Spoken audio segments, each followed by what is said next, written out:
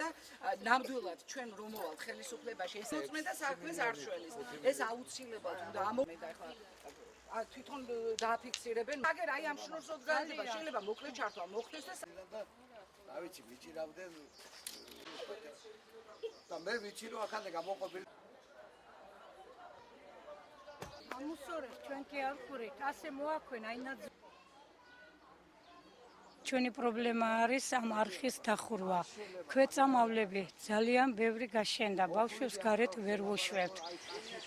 მოდიან დანაპირებს არ გვისრულებენ. მეორე პრობლემა, როცა გრიგალია მოვარდება, აი ხეების მდგომარეობა ძალიან ცუდ მდგომარეობაში ვიმყოფებით.